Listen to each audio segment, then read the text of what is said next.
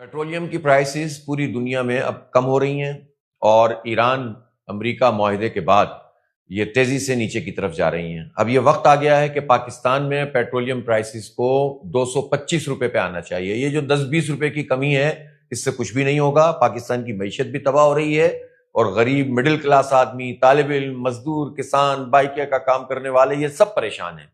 और हुकूमत ने टैक्स वसूल करने के लिए और अपनी नाअहली को छुपाने के लिए उसी तबके को निशाना बनाया है जो पेट्रोलियम मसनूआत की के हर लीटर पर गवर्नमेंट को 150 रुपए का टैक्स दे रहा है। ओ भाई, तालिब इल्म जो टैक्सेबल आमदनी नहीं रखता वो कैसे टैक्स देगा? बाइकिया चलाने वाला जो बेचारा पूरे महीने में 40-50 हजार रुपए कमाता है, आप उससे भी फी लीटर 150 रुपए ले रहे हैं और लेवी के 120 रुपए ले रहे हैं। ये जुल्म है। ये सैकड़ों हजारों अरब रुपए पाकिस्तान के गरीबों से और मिडिल क्लास से आप वसूल कर रहे हैं। ये काबिल कबूल नहीं है। फौरी तौर पर इसको कम किया जाए। जमात इस्लामी ने तहरीक शुरू कर दी है।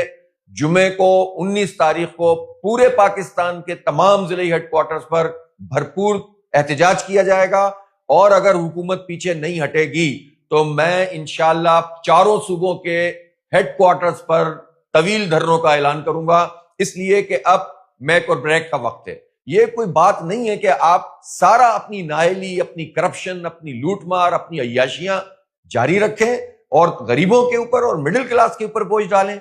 आपने पिछले इस फाइनेंशियल ईयर में भी 1700 अरब रुपए की लेवी जमा की है। किन लोगों से? तालिब इल्मों से, मजदूरों से, किसानों से, फूड सप्लाई का काम करने वालों से, आम लोगों से, मिडिल क्लास लोगों से। और अपनी अय्याशियां खत्म नहीं कर रहे, अपनी गाड़ियां बढ़ाए जा रहे हैं, अपने जहाज खरीदे चले जा रहे हैं और चेयरमैन सेनेट के लिए और एफबीआर के जो बड़े बड़े अफसर हैं और अफसरशाही है उसके लिए बड़ी बड़ी गाड़ियां आ रही हैं। लिहाजा हम समझते हैं कि अब ये नहीं चलेगा। पेट्रोलियम प्राइस को 225 रुपए पे फिक्स किया जाए।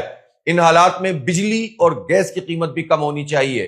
तो जमात इस्लामी ने तहरीक शुरू कर दी है। 19 तारीख जुमे के दिन मैं अपने वर्कर्स से भी कह रहा हूं, पूरे पाकिस्तान में जमात इस्लामी के कारकुन जिले हेडक्वार्टर्स में बड़ी तादाद में जमा हो, नौजवानों को साथ मिलाएं, अवाम को साथ मिलाएं और एक भरपूर तरीके से हुकूमत पर दबाव आना चाहिए। यह ड्रामा अब नहीं चलेगा कि इधर से खबर चलवाई, उधर से खबर चलवाई कि जनाब 30 रुपए कम हो रहे हैं, 40 रुपए कम हो रहे हैं। ये नहीं चलेगा। पूरे 150 कम करो, 225 लाओ, उसको फ्रीज करो 3 साल के लिए ताकि मईशत का पहिया चले, सनतें आगे बढ़ें। अब ये करना पड़ेगा वरना मुल्क इस तरह आगे